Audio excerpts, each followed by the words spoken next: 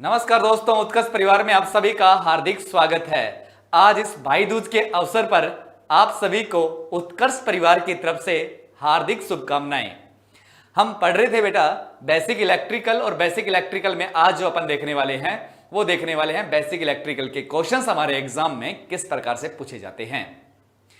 बिल्कुल जितने भी अपने टॉपिक को डिस्कस किया है यूट्यूब पे वो सारे क्वेश्चंस हम आज फिर से लेके हाजिर हैं। तो बढ़ते हैं आगे की ओर, आपको बताते हैं कि एग्जाम में क्वेश्चंस जो आपके numerical questions, one linear questions आपके एग्जाम में कैसे पूछे जाते हैं उन पर आज अपन डिस्कस करने वाले हैं।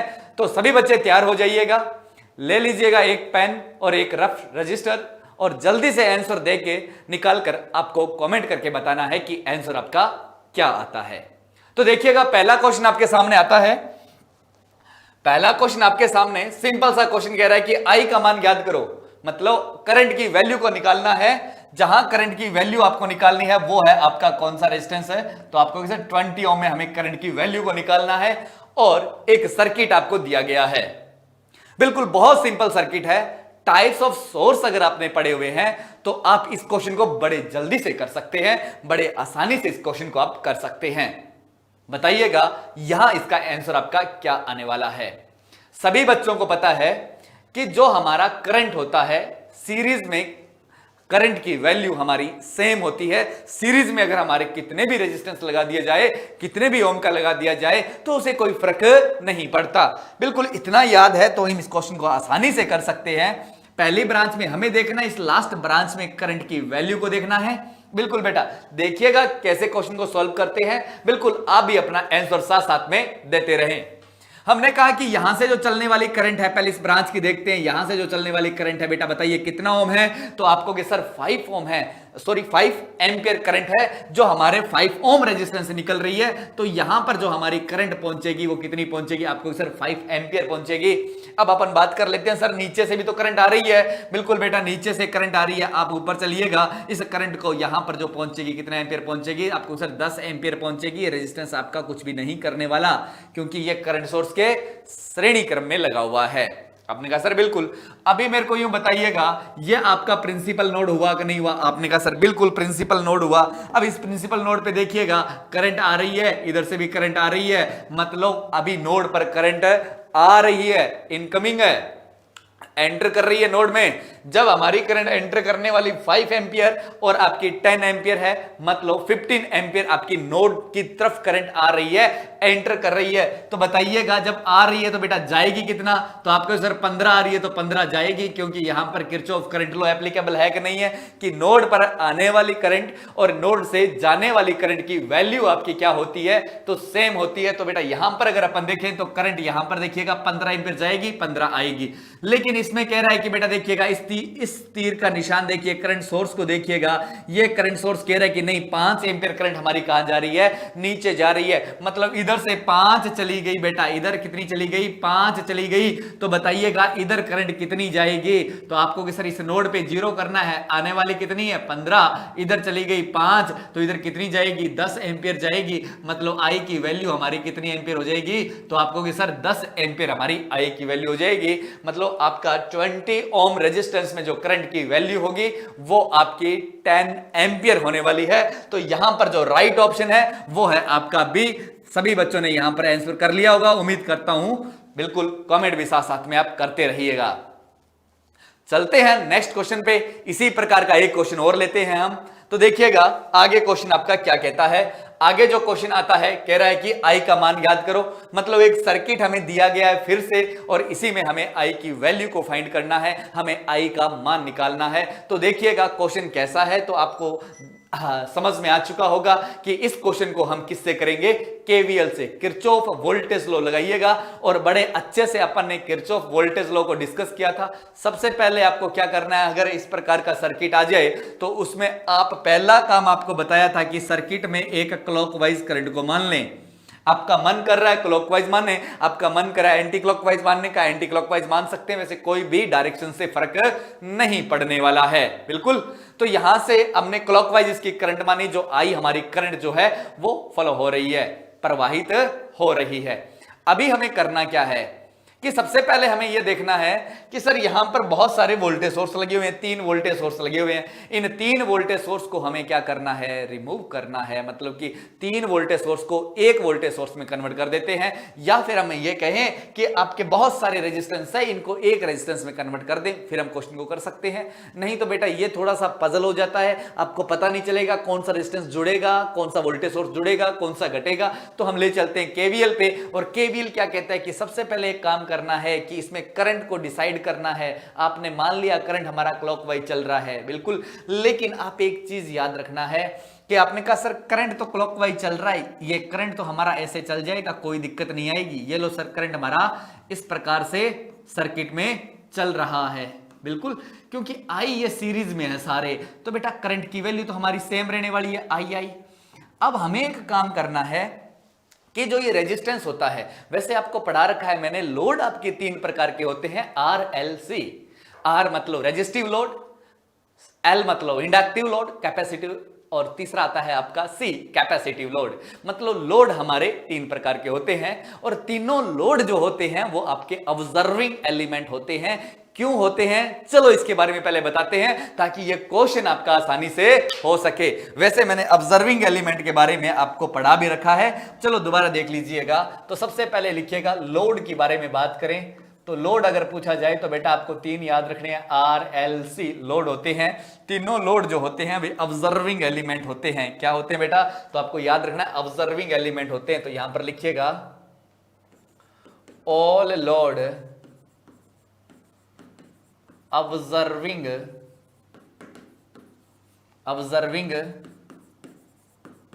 एलिमेंट होते हैं। अब बात करते हैं कि सर ऑब्जर्विंग एलिमेंट होते हैं, ऑब्जर्विंग एलिमेंट क्या होता है। यह सबसे बड़ी बात है कि ऑब्जर्विंग एलिमेंट वे होते हैं जिनमें पॉजिटिव टर्मिनल से धारा अंदर आती हो और नेगेटिव टर्मिनल से धारा हमारी लीव करती हो, उसे हम ऑब्जर्विंग एलिमेंट कहते हैं। चलो एक रेजिस्टेंस के बारे में आपको बताते हैं, और इंडक्टर के बारे में तो आप इजीली निकाल लोगे। हमने कहा कि एक रेजिस्टेंस बना लेते हैं, ये हमारा एक रेजिस्टेंस है। इस रेजिस्टेंस में मैंने कहा कि बेटा ये आपका रेजिस्टेंस है, लोड है, या फिर इंडक्टर भी तो हो सकता है, कैपेसिटर भी हो सकता है।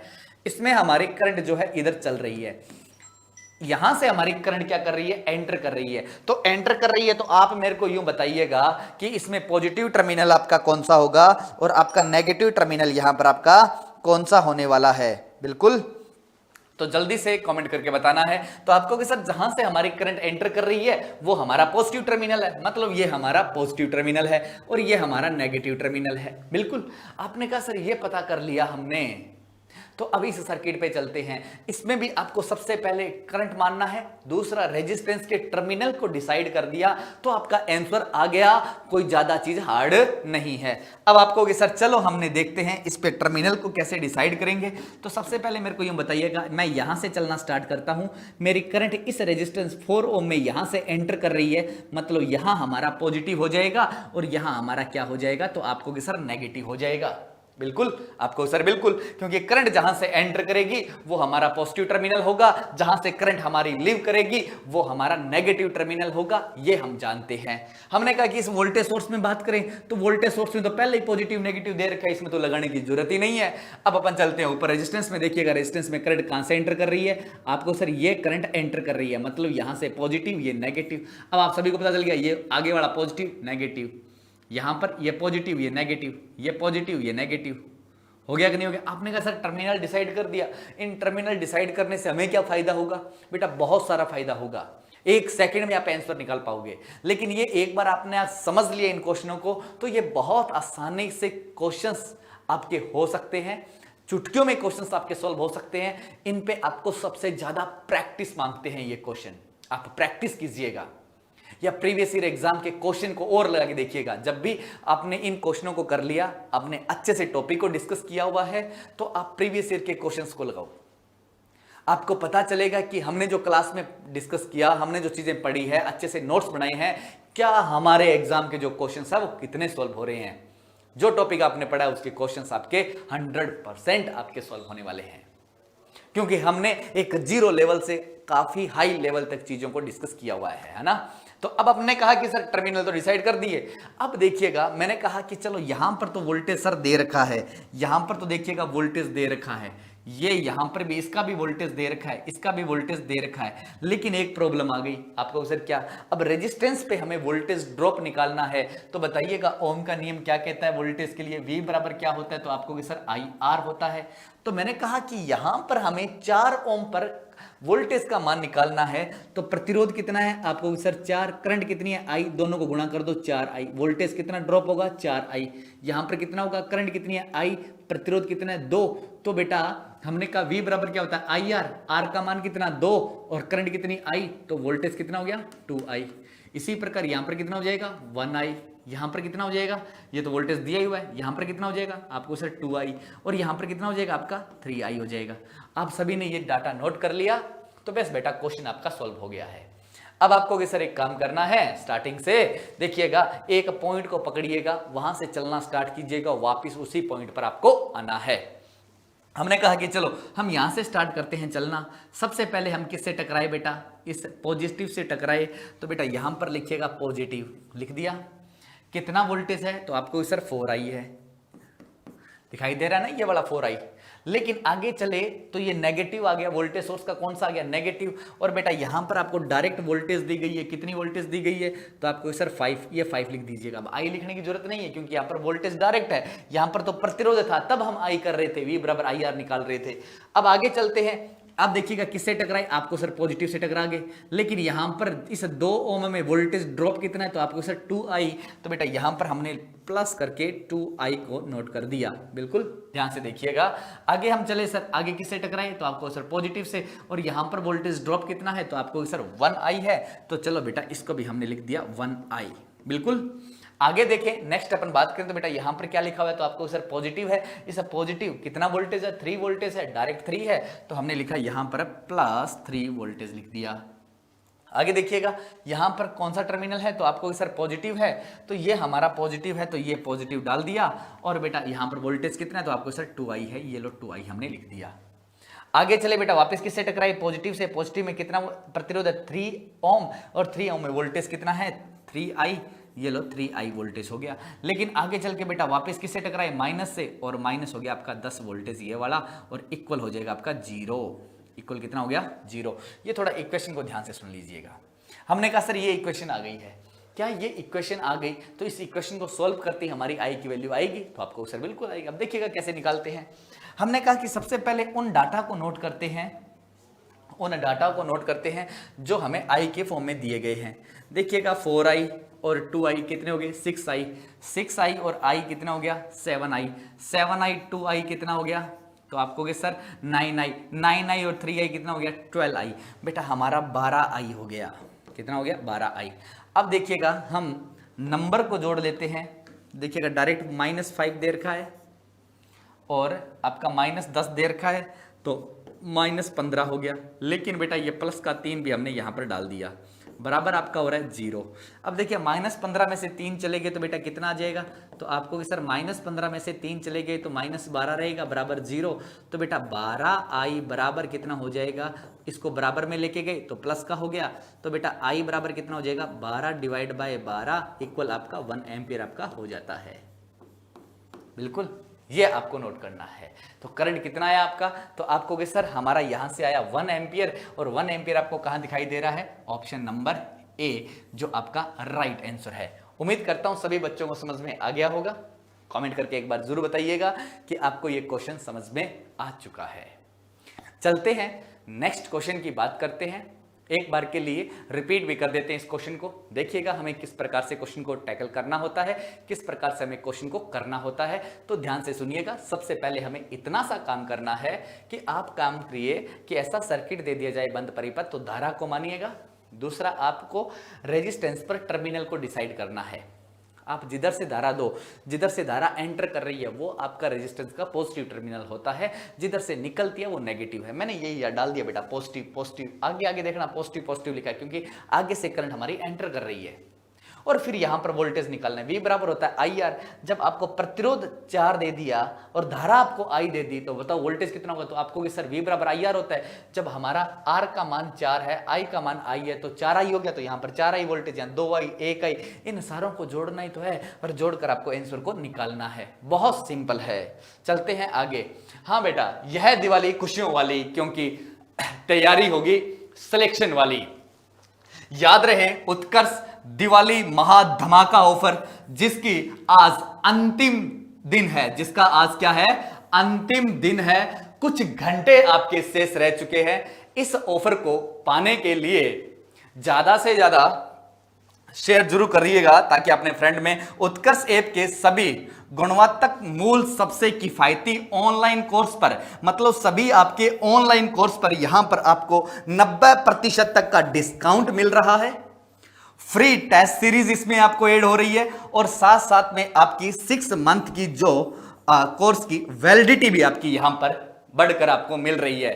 पहले जो कोर्स की आपकी वैलिडिटी 1 ईयर हुआ करती थी, लेकिन अभी इस दिवाली महाधमाका ऑफर में आपको वैलिडिटी मतलब 18 मंथ की, 18 मंथ की मिलने वाली है। चलें थोड़ा सा आगे। तो इसमें इस दिवाली ऑफर के अंदर, दिवाली महाधमाका ऑफर में ALP assistant loco pilot and technician जो इलेक्ट्रीशियन के बच्चे हैं, LFC live from classroom batch, जिनका ओरिजिनल प्राइस जो आपका 15,000 रुपए है, जो ऑफर में मात्र केवल मिल रहा है 2,000 रुपए में। बात करें कि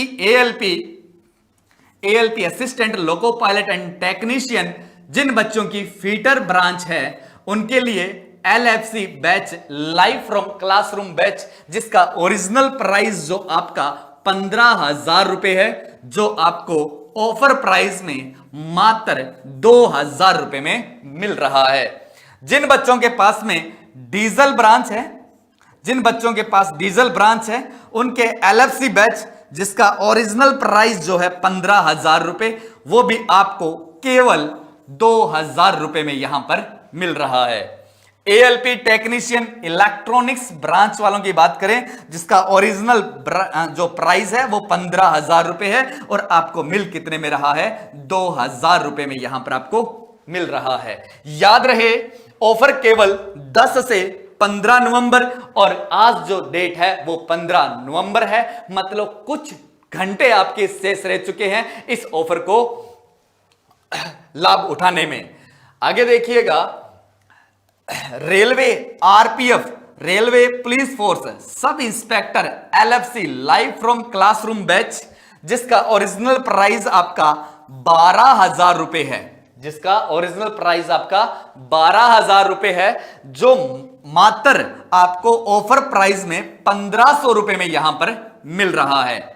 railway RPF constable LFC batch live from classroom batch, जिसका ओरिजिनल प्राइस आपका 10,000 रुपए है, जो ऑफर में केवल आपको 1,500 रुपए में यहां पर मिल रहा है।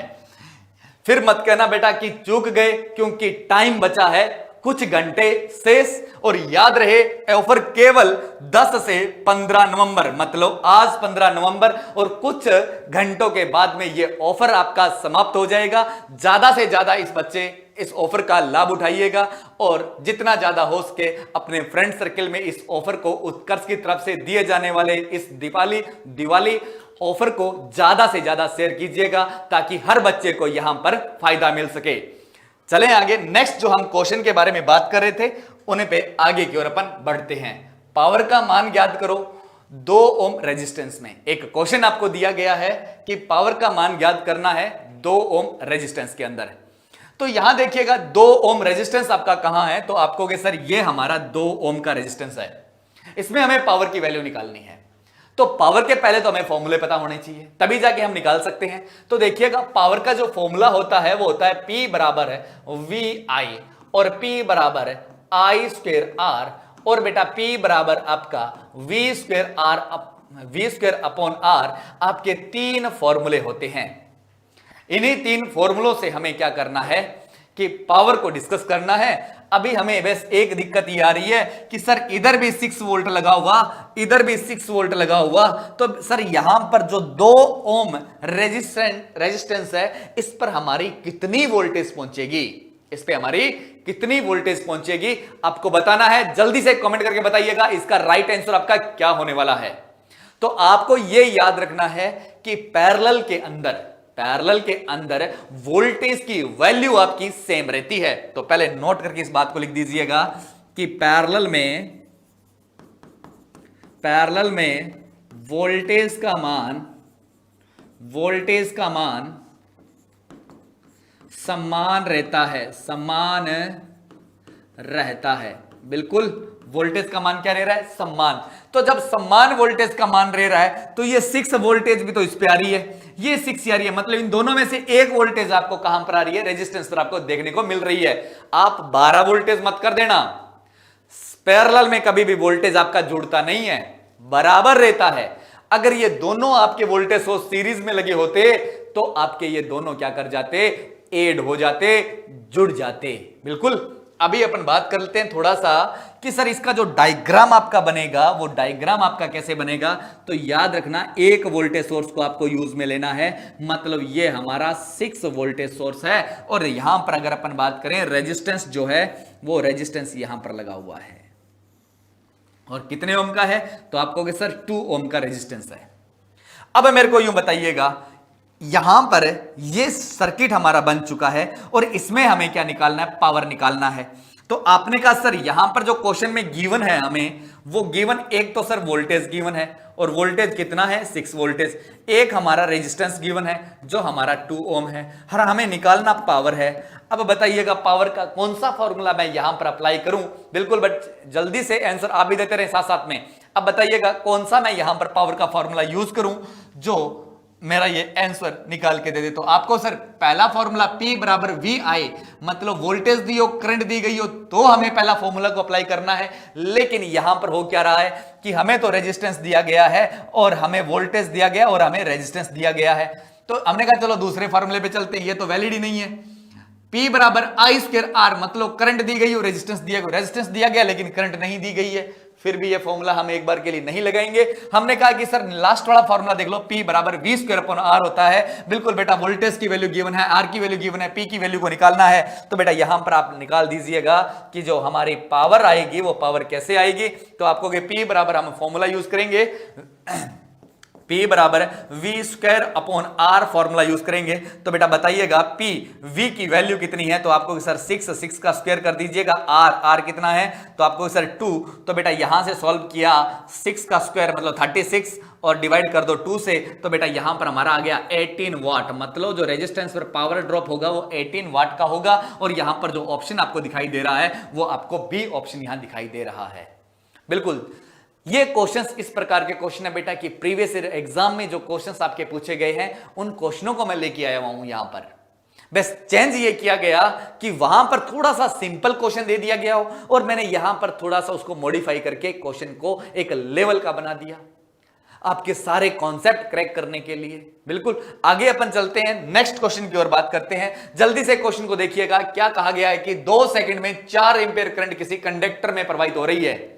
एक कोई चालक तार है, उसमें बेटा आपकी 2 सेकंड में 4 एम्पीयर करंट प्रवाहित हो रही है। तो प्रवाहित होने वाले इलेक्ट्रॉनों की संख्या निकालनी है। ये बहुत बार क्वेश्चन हमने डिस्कस कर रखा है, और अपन ने लाइव क्लास के अंदर भी, अगर आपको याद हो तो हमने करंट के बारे में जब पढ़ रहे थे तो इस प्रकार के क्वेश्चन मैंने बहुत सारे आपको करवाए थे, और कहा था कि बेटा ये क्वेश्चंस आपको याद रखने हैं, एग्जाम में ऐसा क्वेश्चन आपको जरूर देखने को मिलने वाला है रेलवे एग्जाम में। तो देखिएगा इसको कैसे करते हैं। सबसे पहले आपको यह करना है कि जो डाटा दिया गया है उसको आप नोट करिएगा। आपको दिया गया टाइम दिया गया 2 सेकंड, कितना दिया गया, 2 सेकंड। लेकिन यहां हमारे करंट की वैल्यू कितनी दी गई है, तो आपको सर 4 एम्पियर, कितना दिया गया, तो आपका 4 एम्पियर दिया गया है। आगे चलते हैं, सर्किट में प्रवाहित हो रही है तो प्रवाहित होने वाले इलेक्ट्रॉनों की संख्या निकालनी है। नंबर ऑफ इलेक्ट्रॉन को हम लिखते हैं n से। लेकिन बेटा आज तक आपको मैंने बता दूं कि ऐसा मैंने कोई फॉर्मूला आपको नहीं करवाया हुआ है जिसमें T I और N आता हो। इस फॉर्मूले को आपको डिजाइन करना पड़ेगा। अब कैसे डिजाइन करते हैं सभी बताओ। पहले तो करंट का फॉर्मूला आप जानते हो, करंट क्या होती है, तो आपको sir rate of change of charge, आवेश में परिवर्तन की दर जो होती है वो आपकी धारा कहलाती है। तो बेटा वो फॉर्मूला जो बनेगा Q अपॉन टी वाला, I equal Q upon T, तो यहां पर हमने फॉर्मूला लिखा कि I बराबर होता है Q बाय टी। और आप सभी जानते हो कि जो Q जो होता है ये होता है हमारा चार्ज, क्या होता है, चार्ज मतलब आवेश, और टी जो होता है ये होता है टाइम। अब मेरे को थोड़ा सा आगे बताइएगा कि बेटा आपने चार्ज के बारे में पढ़ा, क्यू के बारे में पढ़ा, N इंटू ई, याद है आपको, जो पहले दिन हमने डिस्कस किया था और जिस दिन आपको मैंने बेंजामिन फ्रैंकलिन की एक कहानी भी सुनाई थी, बिल्कुल। तो बेटा बस वही दिन है और उसी दिन आपको बताया था Q बराबर N इंटू ई, और N क्या होता है, नंबर ऑफ इलेक्ट्रॉन। क्या होता है बेटा, तो आपको याद रखना है नंबर ऑफ इलेक्ट्रॉन मतलब इलेक्ट्रॉन की संख्या, और E क्या होता है, एक इलेक्ट्रॉन पे चार्ज कितना होता है आपका, ये होता है, नोट कर दीजिएगा, बिल्कुल। अभी मेरे को यूं बताइएगा I बराबर Q बाई टी होता है, तो क्या मैं Q की वैल्यू N इंटू ई इसे Q की जगह पुट कर सकता हूं, तो आपको सर बिल्कुल क्यों नहीं कर सकते, सिंपल है। तो देखिएगा कैसे करेंगे इसको। तो हमने लिखा यहां पर I इक्वल है, बेटा इस Q की वैल्यू को मैंने यहां पुट कर दिया N into E divide by आपका T, ये वाला फॉर्मूला आपका यहां पर यूज होने वाला है। इस फॉर्मूले को यूज करिएगा और आपको जल्दी से आंसर निकालना है। देखते हैं सबसे पहले कौन सा बच्चा यहां पर आंसर करने वाला है, बिल्कुल। तो अब देखिएगा, अब वैल्यू पुट कीजिएगा। I की वैल्यू आपको गिवन है 4 एंपियर है, T की वैल्यू आपको गिवन है 2 सेकंड है, आपको E की वैल्यू गिवन नहीं है, लेकिन हम जानते हैं कि एक इलेक्ट्रॉन पे चार्ज जो आपका होता है वो होता है आपका -1.6 इंटू 10 टू पावर -19 कूलम होता है, जानते हो बेटा। तो बेटा पुट करना है, आंसर निकालना है। देखिएगा कैसे पुट करेंगे, कैसे हम इसको सॉल्व करते हैं। तो सबसे पहले हमने लिखा कि I इक्वल जो है, I की वैल्यू को पुट करिएगा। देखो ये फॉर्मूले में I की वैल्यू कितनी है, तो आपको कि सर I की वैल्यू जो है हमारी वो है आपके 4 एंपियर, ये लो 4 लिखा, इक्वल यहां पर देखिएगा नंबर ऑफ इलेक्ट्रॉन हमें फाइंड करने हैं। E की वैल्यू हम जानते हैं, एक इलेक्ट्रॉन पे चार्ज कितना होता है, ये रहा। तो आपको सर ब्रैकेट में डाल दो 1.6 into 10 to power -19 coulomb divide by बेटा कितना हो जाएगा, तो आपको सर टाइम कितना है, तो आपको सर 2 सेकंड हमें क्वेश्चन में गिवन है, ये लो 2 लिख दिया।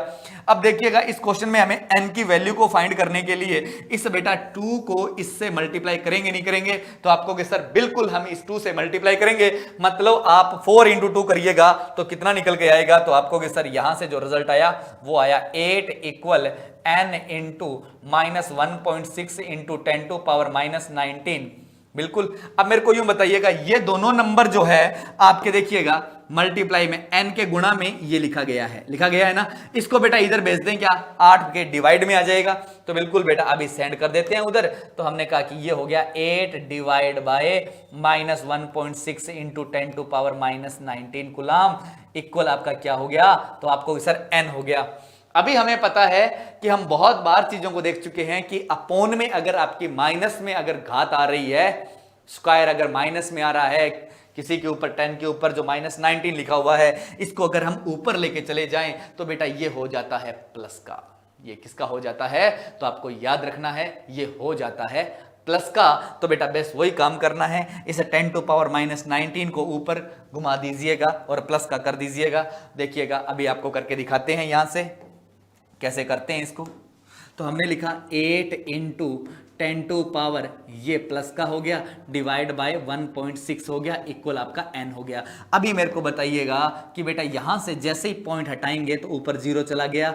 अब देखिएगा 16 एकम 16, 16 पांजी 80 होते हैं, मतलब जो हमारा रिजल्ट निकल के आया N इक्वल कितना आ गया, तो ये माइनस तो ऊपर लेके चलिएगा -10 टू पावर 19।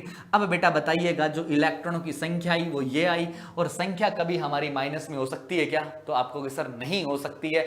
सब नंबर ऑफ इलेक्ट्रॉन मतलब इलेक्ट्रॉन की संख्या माइनस में नहीं होती है, तो आप इसको कर दीजिएगा प्लस। ये जो माइनस आया है ये चार्ज का माइनस आ रहा है, क्योंकि हमारा इलेक्ट्रॉन पर नेगेटिव चार्ज होता है, बिल्कुल। तो हमने यहां पर प्लस डाल दिया है। तो ये ऑप्शन देखिएगा आपको कहां पर देखने को मिल रहा है, तो आपको ए ऑप्शन देखने को मिल रहा है, बिल्कुल। आपको इस प्रकार से फॉर्मूले को डिजाइन करना पड़ सकता है। ये फॉर्मूला हमने कहीं पर भी नहीं लिखा हुआ, लेकिन इस फॉर्मूले को डिजाइन करके मैंने काफी आपको क्वेश्चन जरूर करवा रखे हैं।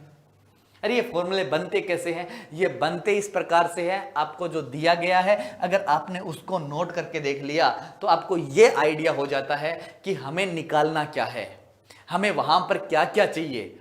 वो चीजें निकालने के लिए आपको एक बार तो जो डाटा गिवन है उसको नोट करिएगा, आगे आपको दिमाग से आप खेलते जाओगे, चीजें आपको समझ में आती जाएगी कैसे आपको फॉर्मूला डिजाइन करना है। अब अपन बढ़ते हैं नेक्स्ट क्वेश्चन की ओर, चलते हैं नेक्स्ट क्वेश्चन में और हमारे पास में क्या रखा है। वापिस एक क्वेश्चन आपको देखो, बड़ा प्यारा क्वेश्चन यहां पर देखने को मिल रहा है।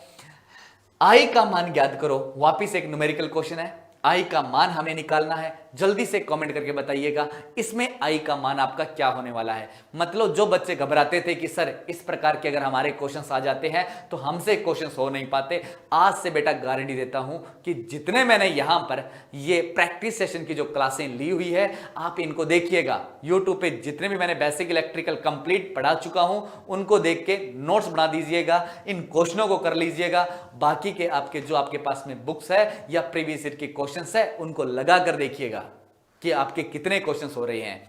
बिल्कुल, अब देखिएगा इसमें आई की वैल्यू निकालनी है। जल्दी से कमेंट करके बताइएगा इसका राइट आंसर आपका क्या होने वाला है। तो कैसे करेंगे? सबसे पहले आपको क्या करना है, इसमें एक काम करना है कि यहां से बेटा अभी आपको बताया कि जो चलने वाली करंट होती है ये बेटा यहां पर कितनी पहुंचेगी, तो आपको सर 3 ओम में से निकल जाएगी, लेकिन यहां हमारे पहुंचेगी 4.5 एम्पियर। लेकिन यहां हमें देखा जाए तो इधर से भी करंट देखिएगा आ रही है और इधर से करंट आ रही है 0.5 एम्पियर आ रही है। मतलब ये हमारा प्रिंसिपल नोड है, 3 ब्रांचें आके मिल रही है। तीनों ब्रांचों या 3 से अधिक जहां ब्रांच आके मिलती होती है वो आपका प्रिंसिपल नोड कहलाता है। और उस प्रिंसिपल नोड पे केसीएल कहता है कि करंट का मान जो होता है वो 0 होता है, या आने वाली करंट और जाने वाली करंट जो होती है आपकी बराबर होती है। तो बताइएगा बेटा आ कितनी रही है नोड पे, आपको कि सर 4.5, 0.5 मतलब कितना हो गया, तो आपको कि सर 5 एम्पियर। तो बेटा यहां से कितनी जाएगी, तो आपको कि सर 5 एम्पियर जाएगी। कितना सिंपल क्वेश्चन है, पेन चलाने की आपको जरूरत नहीं पड़ रही है। बिल्कुल, तो यहां पर राइट आंसर आपका होगा 4.5 और 0.5 मतलब कितना एम्पियर होगी, 5 एम्पियर होगी। जो आप इसको आंसर कर दीजिएगा, आपको डी ऑप्शन आपका जो है वो राइट कर लीजिएगा। 5.5 नहीं, आप कर दीजिएगा इसको कितना, 5 एम्पियर। चलें आगे की ओर, नेक्स्ट अपन बात करते हैं, आगे की क्वेश्चन की ओर बढ़ते हैं। देखिएगा, अगर किसी चालक का प्रारंभिक प्रतिरोध 2 ओम है, बड़ा अच्छा क्वेश्चन है, रेजिस्टिविटी का क्वेश्चन है, ध्यान से सुनना बेटा, कि अगर किसी चालक का प्रारंभिक प्रतिरोध 2 ओम है, इसकी लंबाई को आयतन परिवर्तन किए बिना 4 गुणा कर दिया जाता है, तो प्रतिरोध होगा उस टाइम आपका प्रतिरोध कितना होगा। आपको जल्दी से कमेंट करके बताना है कि इसका राइट आंसर जो है वो क्या आने वाला है।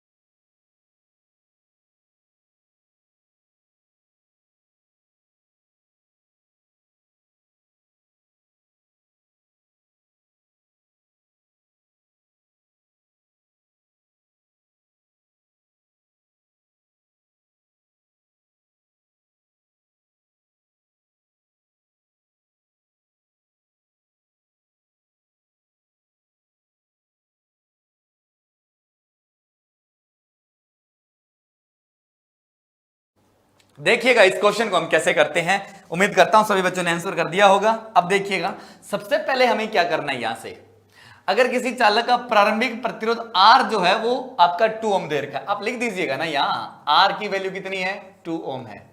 अब वो क्या कह रहा है, इसकी लंबाई को, कोई चालक तार है, उसकी लंबाई को आयतन परिवर्तन किए बिना लंबा कर रहा है। मतलब उसको क्या कर रहा है, खींच कर आपका क्या कर रहा है, लंबा कर रहा है। और कितना गुणा कर रहा है, 4 गुणा कर रहा है। कितना गुणा कर रहा है, ये याद रखना, 4 गुणा कर रहा है। तो पहले चालक तार को, ऐसे क्वेश्चन को सॉल्व करने के लिए पहले आपको एक चालक तार को ड्रॉ कर लिया करो बेटा, ताकि आपके क्वेश्चन बड़े आसानी से हो जाए। हमने कहा कि ये कोई एक चालक तार है, ये कोई एक चालक तार आपने बना लिया, ये लो, ये हमारा चालक तार ऐसे ही दिखाई देता है आपको सर, बिल्कुल।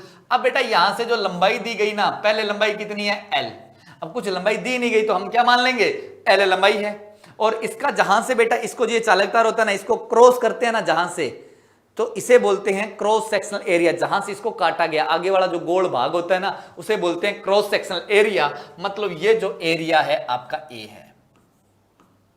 आपने कहा सर ये क्रॉस सेक्शनल एरिया जो हमारा ए है, बिल्कुल। अभी मेरे को एक चीज बताइएगा, इस चालक तार को हमने पकड़कर बेटा खींच देना है, इस चालक तार को पकड़कर खींच देना है। और कितना खींचे हैं कि इसकी लंबाई 4 गुना चली जाए।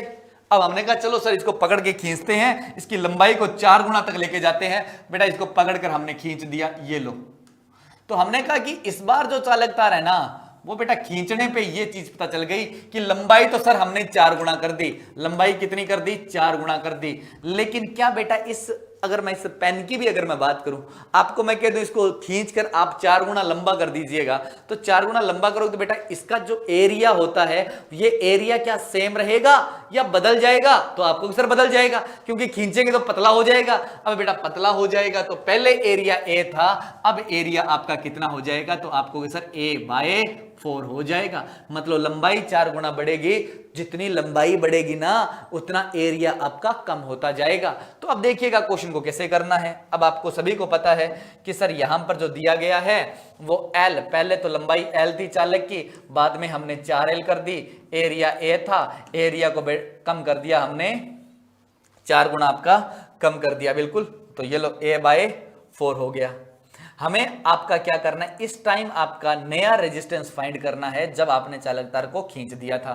तो आपको पता है कि बेटा यहां पर जो फॉर्मूला लगने वाला है, आपको पढ़ा रखा है कि रेजिस्टेंस जो होता है वो आपके लेंथ के, लंबाई के प्रोपोर्शनल होता है, और क्रॉस सेक्शनल एरिया अनुप्रस्थ काट क्षेत्रफल के इनवर्सली प्रोपोर्शनल होता है। तो बेटा यही चीज हमने यहां पर नोट कर दी कि R प्रोपोर्शनल L/A, ये फॉर्मूला आपका यहां पर लगने वाला है। अब देखिएगा इस फॉर्मूले को यूज करते हैं और आपको दिखाते हैं आंसर कितना आएगा। अब देखिएगा R का तो R रखिएगा, लेकिन L की वैल्यू कितनी हो गई? तो आपको सर 4L, और A की वैल्यू कितनी हो गई? तो आपको सर A/4। ये 4 आपका कहां चला जाएगा? ऊपर चला जाएगा। तो R प्रोपोर्शनल कितना हो गया? तो आपको सर 4 ऊपर चला गया, तो 16L डिवाइड बाई A हो गया। ये हमारा रिजल्ट निकल कर आया। आपने कहा सर ये रिजल्ट निकल के आया। इस रिजल्ट को बेटा जो आपने फॉर्मूला लिया हुआ है, जो आपने ये फॉर्मूला लिया हुआ है, इस फॉर्मूले के साथ में आप इसको कंपैरिजन करके देखो, इसके साथ में कंपैरिजन करके देखो, तुलना करके देखो, तो आपको ये फील होगा, हो रहा है कि बेटा यहां पर लंबाई सर 16 गुना बढ़ रही है, यहां पर आपकी L है, यहां एरिया A है, लेकिन यहां भी एरिया A है। बस एक चीज बढ़ रही है लंबाई, और लंबाई बढ़ रही है 16 गुना। अब हमें पता है कि अगर किसी चालक तार की लंबाई को जितना गुना बढ़ाया जाए, रेजिस्टेंस भी आपका उतना गुना बढ़ जाता है। बिल्कुल आप जानते हो इस चीज को। आपको कि सर बिल्कुल हम जानते हैं, जितना गुना आपकी लंबाई बढ़ रही है उतना गुना प्रतिरोध बढ़ जाता है। तो लंबाई कितना गुना बढ़ रही है? 16 गुना, तो प्रतिरोध भी 16 गुना आपका बढ़ जाता है। चलो इसको नोट करके लिखिएगा कि चालक की लंबाई 16 गुना बढ़ रही है, 16 गुना बढ़ रही है, तो चालक का प्रतिरोध भी 16 गुना बढ़ जाता है, या रेजिस्टेंस, प्रतिरोध 16 गुना बढ़ जाता है। बिल्कुल, अब 16 गुना बढ़ जाएगा। पहले कितना दिया गया? 2 ओम, 2 का 16 गुना करिएगा 32, तो रेजिस्टेंस कितना हो जाएगा? 16 × 2, मतलब 16 गुना बढ़ा दीजिएगा, पहले 2 था तो ये 32 ओम हो जाएगा। तो राइट आंसर कितना आएगा? 32। आप डी ऑप्शन करिएगा। चलो आपको इसकी एक शॉर्ट ट्रिक बताता हूं बेटा, ये थोड़ा लंबा हो जाता है आपके ना, पर ध्यान रखना इस कॉन्सेप्ट से आप कोई भी क्वेश्चन को कर सकते हैं, आपके सारे आंसर निकल के आएंगे। लेकिन जो शॉर्ट ट्रिक होती है ना, वो बेस्ट बेटा एक फिक्स टाइम तक ही लगती है। जब क्वेश्चन का लेवल को चेंज कर दिया जाता है तो वहां पर आपकी शॉर्ट ट्रिक फेल हो जाती है। अभी अगर यहां पर हमने कहा कि सर लंबाई बढ़ रही है, इसकी मैं शॉर्ट ट्रिक बताऊंगा अभी आपको, लेकिन यहां पर यही क्वेश्चन आ जाता है कि अगर सर एरिया को 4 गुना बढ़ा दिया जाता तो वहां पर शॉर्ट ट्रिक गायब हो जाएगी। लेकिन ये मेथड जो है ये आपका सेम रहने वाला है, तो मेथड पे ज्यादा फोकस करिएगा, शॉर्ट ट्रिक पे ज्यादा आपको नहीं जाना है, ये बात आपको याद रखनी है। अब चलते हैं आगे की ओर कि देखते हैं इसकी सर शॉर्ट ट्रिक कैसे करते हैं, शॉर्ट ट्रिक से हम इस क्वेश्चन को कैसे करते हैं। तो यहां पर आप लिख सकते हो शॉर्ट ट्रिक। अब देखिएगा शॉर्ट ट्रिक करने के लिए, निकालने के लिए आपको इतना याद रखना है कि आर न्यू मतलब नया रेजिस्टेंस, फॉर्मूला होगा एन स्क्वायर इंटू आर। ये फॉर्मूला याद रखिएगा। एन का मतलब होता है कितना गुना लंबाई को बढ़ाया गया, जितना गुना लंबाई को बढ़ाया गया। और बेटा आर क्या है, तो आर कहोगे सर ये हमारा है प्रारंभिक रेजिस्टेंस। आर क्या है, तो ये है हमारा प्रारंभिक रेजिस्टेंस। अब इसमें वैल्यू पुट करके आप आंसर निकालिएगा, 32 ही निकल के आएगा। देखिएगा आर न्यू बराबर एन का मान कितना बढ़ा दी लंबाई को, तो ये कह रहा है 4 गुना बढ़ा दी, तो 4 का करिएगा स्क्वायर इंटू रेजिस्टेंस पहले कितना दिया गया 2 ओम, तो बेटा कितना हो गया आर न्यू बराबर आपका 16 इंटू 2 बराबर कितना हो गया 32 ओम। देखने में तो बड़ा मजा आ रहा होगा इस शॉर्ट ट्रिक को ना, कि वाओ सर 1 सेकंड में आंसर निकल के आ रहा है। तो ये शॉर्ट ट्रिक हमारे लिए काम की है क्या? ये बेटा आपके काम की तो नहीं है, पर आप लिख दीजिएगा कि कई बार लंबाई का क्वेश्चन आ जाए तो इस शॉर्ट ट्रिक से कर सकते हैं। लेकिन अगर यही इसी क्वेश्चन में अगर आपको बढ़ा दिया जाता, एरिया को बढ़ा दिया जाता, तो बेटा आयतन परिवर्तन किए बिना, मान लो मैं कह दूं ये चालक तार है, इसके एरिया को 4 गुना कर दिया जाता, तो बेटा इस चालक तार को क्या करना है, दबाकर क्या कर दिया, इस एरिया को 4 गुना कर दिया, तो मतलब आपकी लंबाई 4 गुना कम हो जाती है। इस कॉन्सेप्ट से भी कर सकते हो। लेकिन बेटा यहां पर जो शॉर्ट ट्रिक बदल जाएगी एरिया के लिए, ये जो एन स्क्वायर है ये बटा में चला जाएगा, बिल्कुल, फिर आपका आंसर निकल कर आएगा। तो शॉर्ट ट्रिक जो है वो आपकी बदल जाती है एक क्वेश्चन का लेवल बदलते ही, लेकिन जो आपका कॉन्सेप्ट होता है वो कभी भी आपका चेंज नहीं होता है। हमें जो बात करते हैं वो कॉन्सेप्ट पे करते हैं, क्योंकि कॉन्सेप्ट से कैसा भी अगर क्वेश्चन आता है तो आपका सही जाता है। बढ़ते हैं आगे की ओर। उम्मीद करता हूं बड़े अच्छे से आपको यहां तक समझ में आ चुका है, तो ले चलते हैं आगे के और नेक्स्ट क्वेश्चन पर। बिल्कुल, तो देखिएगा नेक्स्ट क्वेश्चन जो आपके सामने आ रहा है, इंडक्टर किसके मान को बदलने नहीं देता है? बताइएगा इंडक्टर जो होता है, पहले तो आपको पता होना चाहिए कि इंडक्टर बनता कैसे है। तो एक चालक तार को कुंडली नुमा आकृति में लपेट दिया जाए तो ये होता है हमारा इंडक्टर। क्या होता है बेटा? तो ये होता है इंडक्टर, जिसे हम बोलते हैं प्रेरक। क्या बोलते हैं? प्रेरक, और एल के द्वारा डिनोट करते हैं। ये किसके मान को बदलने नहीं देता? इसके साथ साथ में आप इसके 3-4 चीजों को याद रखिएगा। ये एक ऑब्जर्विंग एलिमेंट है, ये एक लोड है। ये क्या करता है, इस इंडक्टर को क्यों बनाया गया, इसे हम अगर इलेक्ट्रिकल एनर्जी को देते हैं, विद्युत ऊर्जा देते हैं, तो ये चुंबकीय ऊर्जा में बदल देता है। मतलब हमें विद्युत चुंबक का निर्माण करना है तो हमें इंडक्टर की आवश्यकता पड़ती है। हमें किसकी आवश्यकता पड़ती है? तो इंडक्टर की आवश्यकता पड़ती है। ये आपको याद रखना है। तो कहने का मतलब यहां अगर हम इंडक्टर की बात करें तो बेटा ये आपका एक तो क्या करता है, ऑब्जर्विंग एलिमेंट है, अवशोषित प्रकार का तत्व है। दूसरा पैसिव एलिमेंट है, ये निष्क्रिय तत्व है, ये सक्रिय तत्व नहीं है। ये सर्किट को ज्यादा लंबे टाइम तक आपकी ऊर्जा देने में सक्षम नहीं होता। तो ये है आपका एक पैसिव एलिमेंट, मतलब निष्क्रिय तत्व है। ये आपका ऑब्जर्विंग एलिमेंट है। ये बाई डायरेक्शनल तत्व है, दोनों दिशाओं में काम करने वाला है। किधर से सप्लाई दो काम करेगा, बिल्कुल। पर ये किसके मान को बदलने नहीं देता? तो ये मान को, धारा के मान को आपका नहीं बदलने देता। मान लो कि आपने 10 एम्पियर इसको धारा दी है, तो ये चाहेगा कि इधर भी जो धारा निकल रही है वो 10 एम्पियर ही जानी चाहिए। इससे ये फ्लक्स आपका पैदा कर लेता है। लेकिन अगर आपने कर दी 9 एम्पियर, यहां पर 10 देके आपने कर दी 9 एम्पियर, तो ये इंडक्टर क्या करता है, खुद के अंदर से 1 एम्पियर करंट को बढ़ा देगा और वापस बाहर तो ये 10 ही देगा। लेकिन आपके दिमाग में आ रहा होगा सर ये तो बहुत अच्छी फायदा है कि सर एक बार करंट ज्यादा दे दो, बाद में करंट को कम कर दो, इंडक्टर अपने आप देता रहेगा। ये ऐसा नहीं करता है। ये तब तक आपका 1 एम्पियर या फिर आपने 8 एम्पियर कर दिया तो ये 2 एम्पियर देगा। ये कब तक देगा? जब तक बेटा इसमें ऊर्जा स्टोर है, जब तक इसकी औकात है, इसमें ऊर्जा एकत्रित है। और इंडक्टर में जो ऊर्जा एकत्रित होती है वो गतिज ऊर्जा होती है, विद्युत चुंबकीय रूप में एकत्रित होती है। ये आपको याद रखना है।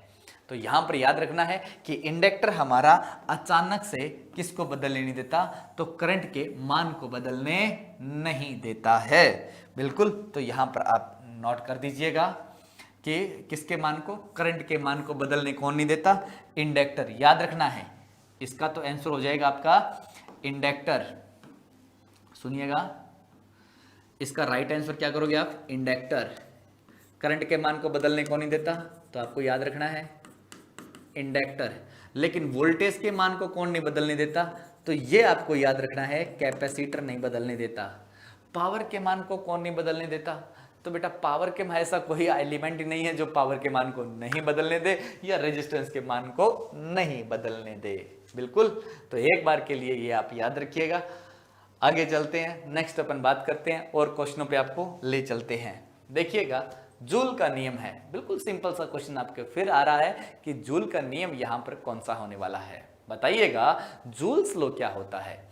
जूल एक नाम का वैज्ञानिक था जिसने ये चीज बताई थी कि अगर कोई चालक तार है, उस चालक तार में अगर आपने करंट को प्रवाहित कर दिया तो जैसे ही हम प्रवाहित करेंगे उसमें करंट, तो वो चालक तार आपका गर्म हो जाता है, वो हीट उत्पन्न करने लग जाता है। वो हीट कितनी उत्पन्न करता है उसके बारे में बताने वाला वैज्ञानिक था हमारा जूल। आपने भी देखा होगा कि आपका जो फोन का चार्जर होता है, उस चार्जर को आपने डायरेक्ट लगा दिया, आपने अभी फोन अटैच नहीं किया है, तो वो आपका गर्म होता ही नहीं है, क्योंकि उसमें एक करंट का जो फ्लो होता है वो होता ही नहीं है। लेकिन आपने क्या किया कि अब सर हमने फोन को लगा दिया, अब हमारा फोन चार्ज हो रहा है। आप कुछ टाइम के बाद में देखिएगा, फोन के चार्जर को हाथ लगा के देखिएगा तो वो आपको गर्म हुआ मिलेगा। वो क्या कर देता है? एक विद्युत ऊर्जा को हीट ऊर्जा में बदल देता है। मतलब आपका चार्जर ये काम नहीं कर रहा है। आपका चार्जर जो है, फोन की जो कैपेसिटी होती है वो बहुत कम वोल्टेज लेने की होती है। आपने चार्जर पे देखा होगा कि आपका तो आप घर में जो आ रही है 230 वोल्टेज आ रही है, जो आरएमएस वैल्यू होती है, रूट मीन स्क्वायर वैल्यू होती है। आप फोन को कितना दे रहे हो? आपने कहा सर फोन को हम ओनली फॉर, आजकल जो चार्जर आ गए वो 6 वोल्टेज 5 वोल्टेज के जो आगे हैं, मतलब आउटपुट में जो वोल्टेज निकाल रहे हैं वो 5 to 6 वोल्टेज निकाल रहे हैं। तो बाकी का जो वोल्टेज, बाकी का जो करंट कहां चला गया? वो हीट एनर्जी में कन्वर्ट हो गया। अब वो हीट एनर्जी में कितनी हीट पैदा होती है उसके बारे में बताने वाला वैज्ञानिक कौन सा? जूल। अब जूल क्या कहता है सुनिएगा। जूल के अकॉर्डिंग अगर देखा जाए तो हमने कहा कि ये कोई एक सर चालक तार है, ये कंडक्टर है जिसमें रेजिस्टेंस है। इस रेजिस्टेंस से हमने एक करंट को पास किया, ये लो आई करंट हमारी पास हो रही है। तो हमने कहा कि यहां से आपका एक हीट जनरेट होती है। क्या जनरेट होती है? तो आपको कि सर हीट जनरेट होती है, और ये जो हीट होती है इसे हमने H मान लिया। ये जो हीट होती है ये करंट के प्रोपोर्शनल होती है, करंट के स्क्वायर के प्रोपोर्शनल होती है। ये हीट कब तक प्रवाहित होगी? तो बताइएगा, आपके मोबाइल में जो चार्जर में जो हीट पैदा हो रही थी वो कब तक होगी? जब तक आप मोबाइल को चार्ज कर रहे हो। जब आपने क्या कर दिया, चार्जर को हटा दिया, तो हीट बंद हो गई। मतलब जितने टाइम तक आपकी करंट प्रवाहित हो रही है उसके समानुपाती होता है। हीट जो होती है वो बेटा आपका रेजिस्टेंस पर भी डिपेंड करती है कि यहां पर रेजिस्टेंस कितना होता है। तो याद रखना है कि जूल का नियम जो आता है वो आता है I²RT। तो इसको हम नोट करके किस प्रकार से लिखेंगे? देखिएगा, H प्रोपोर्शनल क्या हो जाएगा? I²RT। लेकिन जैसे ही हम समानुपाती निशान हटाते हैं तो नियतांक जो आता है वो 1 आता है। कितना आता है नियतांक? तो आपको कि सर 1 आता है। तो नियतांक को 1 डालिएगा और यहां से रिजल्ट को देखिएगा तो H बराबर क्या हो जाएगा? तो आपको कि सर I²RT। और आप अभी अभी देख के आए हो, और पावर के जो होते हैं वो 3 फॉर्मूले होते हैं। P बराबर होता है VI, P बराबर होता है I²R, P बराबर होता है V²/R। मेरे को ये बताइएगा बेटा, ध्यान से सुनिए कि I²R P होता है, तो यहाँ पर I²R को हम ऐसा लिख सकते हैं H बराबर P.T। ये भी तो जूल का नियम है। इस P का मान हम VI पुट कर सकते हैं, बिल्कुल VIT, ये भी जूल का नियम है। हमने कहा इस P का मान v स्क्वायर अपॉन आर लिख सकते हैं, बिल्कुल लिख सकते हैं। तो v square upon R into T, ये भी आपका जूल का नियम है। तो कितने फॉर्मूले हो गए? 4। तो आई स्क्वायर आर टी जूल का नियम है, पी डॉट टी जूल का नियम है, ये भी है। तो ऑल ऑफ दीज जो आपका आंसर है वो आ जाता है। बिल्कुल। तो उम्मीद करता हूं यहां तक बड़े अच्छे से आपको समझ में आ गया है। आगे हम एक नेक्स्ट क्वेश्चन की बात करते हैं। ये क्वेश्चन आपका होमवर्क है, इस क्वेश्चन को नोट कीजिएगा और इस क्वेश्चन का जो आंसर है वो आप सभी बच्चे ऑफलाइन कमेंट करके मेरे को बताओगे कि सर इसका राइट आंसर आपका क्या आने वाला है। यह है आपका होमवर्क। आप सभी बच्चे इसका ऑफलाइन कमेंट करके बताओगे कि सर इसका आंसर ये आ रहा है। ऐसे क्वेश्चन हमने बहुत सारे क्वेश्चन को देखा हुआ है। बिल्कुल। तो इसको याद रखिएगा क्वेश्चन को, और ऑफलाइन आप मेरे को कमेंट करके यहां पर बताओगे। और एक चीज आपको बता दें कि याद रखना कि उत्कर्ष की तरफ से दीपावली महाधमाका ऑफर बस कुछ घंटों में आपका समाप्त होने वाला है। इस ऑफर का लाभ उठाने के लिए आप कोर्स को परचेज कर सकते हैं, जिसमें सभी ऑनलाइन कोर्स जो है उनमें 90% तक का डिस्काउंट आपको देखने को मिल रहा है। प्लस साथ साथ में आपको जो टेस्ट सीरीज है वो भी यहां पर आपको बिल्कुल फ्री में प्रोवाइड हो रही है। और जो कोर्स की वैलिडिटी को आपको काफी बढ़ा दिया गया है। मतलब आपके पहले 1 ईयर जो वैलिडिटी थी, अब सभी ऑनलाइन कोर्स की जो वैलिडिटी है वो 6 मंथ की और बढ़ा दी। मतलब अब आपकी वैलिडिटी कोर्स की होने वाली है 18 मंथ। बिल्कुल। सभी कोर्स जो है आपके लाइव फ्रॉम क्लासरूम बैच है, जिसमें आप बड़े ध्यान से घर पे बैठ के आराम से ऑफलाइन क्लास की तरह स्टडी कर सकते हो। इस महाधमाका ऑफर को ज्यादा से ज्यादा अपने फ्रेंड सर्किल में शेयर कीजिएगा। बिल्कुल। आज के लिए बस इतना ही। मिलते हैं एसी फंडामेंटल एक नए सब्जेक्ट के साथ में, एक जोश और उत्साह के साथ में। अब देखेंगे हम एसी फंडामेंटल के बारे में। तब तक के लिए जय हिंद, जय भारत।